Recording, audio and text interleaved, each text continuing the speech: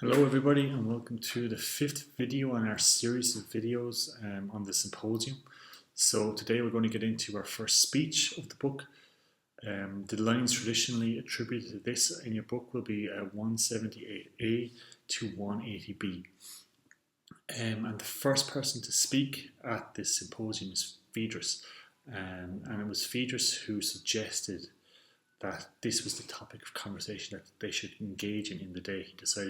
He said we should send away the entertainment and we should engage in a conversation and celebration of love.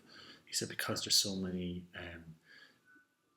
celebratory speeches about other gods, but there's none about love. We should have this hymn worthy of love. So the first thing he claims that love is one of the oldest of the gods. He says that the first god is chaos, and from chaos eventually came the god Earth, and he called this a seat for all, forever safe, which I think is a beautiful way of describing the security that Earth provides. And from this secure setting of Earth that was planted in the middle of all this chaos, the first god that was created was love. Phaedrus here he's not making this up himself. This is something that would have been passed down from Greek mythology, from this writer called Hesiod, who would have been alive hundreds of years before this party took place. So he's drawn on mythology here to show how ancient love was as a god. He says then that to live a good life, no matter what age you are, we need guidance, and there's no greater guide than love. And the example he gives us is that love is it teaches us shame, and it teaches us pride. I mean, he tries to show this by saying that when we are caught doing something shameful by somebody that we love, we feel a deeper shame there than we do if we were caught by even a parent or a friend. The shame of being caught by our beloved is the deepest shame we feel, and this is love's way of guiding us to live a good life. And it's the same with pride. The pride we feel when our beloved looks at us with joy, looks at us as almost like a hero. Say the pride we feel there guides us to live a better life. He even suggests that we should make an army made purely of lovers, which the city of Thebes actually did. They made an army of lovers. I believe it was an army of 300 people, 150 pairs of lovers, and I think they were quite successful in the battles that they took place in. But it would have been inspired by this idea of, nothing would make us as courageous as being in an army with our lover. So he says that no one will die for you but a lover, and he gives three examples, three kind of stories to illustrate his idea of the sacrifice needed for love. He tells the story of Alcestis and her husband, of Orpheus and his wife, and of Achilles and his lover. I just want to say here, in all of these stories, death is a theme, and just maybe try not look at death as like a final act, but try to look at it as a suffering or a sacrifice for the one we love, or a death of a certain part of us, as opposed to the finality, the death of our being. So the first story is the story of Alcestis. So Alcestis' husband, Admetus, was destined to die because he failed to give the proper sacrifice after her wedding. However, through the works of the gods, it was contrived that the fates told him that if he could find somebody to take his place, that he could live. And his wife Alcestis stepped forward and sacrificed herself and gave her life for his life instead. And Phaedrus here, the speaker, talks about how She made all those others, including his parents, who said they loved him, look like strangers.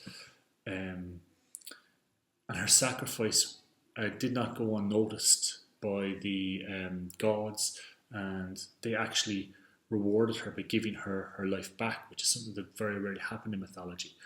And this is contrasted with the second story. So the second story, which Phaedrus tells us, again, Phaedrus is the speaker, Phaedrus tells us the story of Orpheus. So Orpheus was this fantastic musician. And on the day of his marriage to his wife Eurydice, she was killed. She fell into a snake of vipers and was killed. Make of the symbolism there what you will. And Orpheus decides that he's going to go down to the underworld to get his wife back. So he goes down and he uses his music. As I said, he was a fantastic musician. He could charm people and gods, and decided to charm Hades with his beautiful music to allow him to take his wife with him.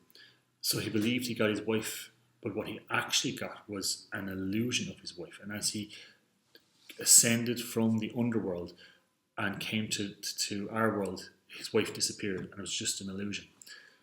So the point here is Orpheus wasn't willing to die for his wife. He wasn't willing to sacrifice. He thought that he could use his skills to get by. But that's the thing, you can never really just use your skills. You have to commit and you have to sacrifice. That's love. That's what life is. You have to commit and you have to sacrifice. I mean, you could fly a helicopter to the top of Mount Everest, but is that the same as actually sacrificing and struggling and suffering, clawing your way up to the Mount Everest one step at a time? It's a different thing. We can't just depend on the advantages that we have in life and think that that's enough for love. We need to be willing to let it all go, like to sacrifice, like to live a new life. A life with love. We need to be willing to let go of our old life. It's not that you have to let go. It's you're willing to let it go. You're willing to sacrifice it. And you can. And in the case of Alcestis, she was brought back as herself.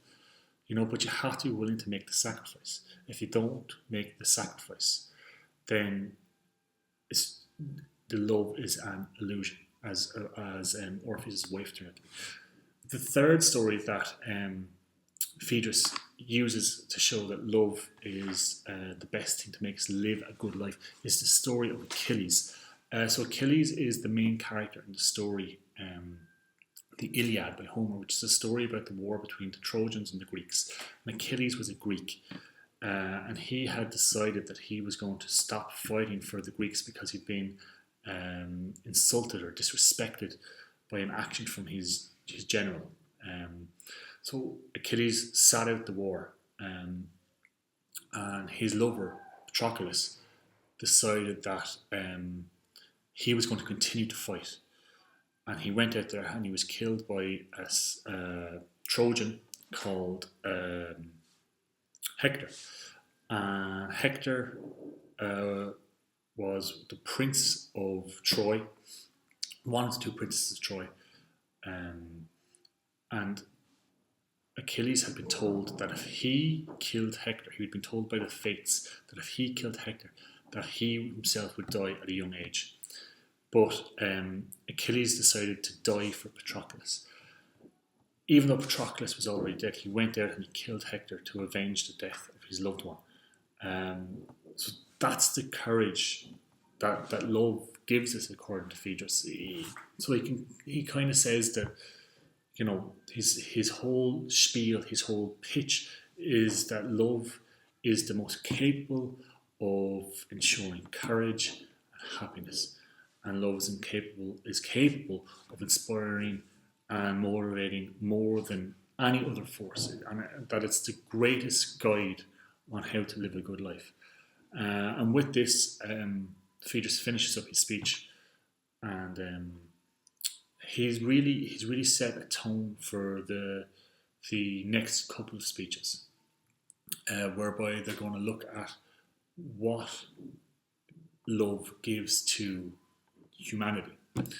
So I hope this video helps along with your reading of the text. Again, it is from 178a to 180b in the book itself, Phaedrus' speech. So I hope you enjoyed the video.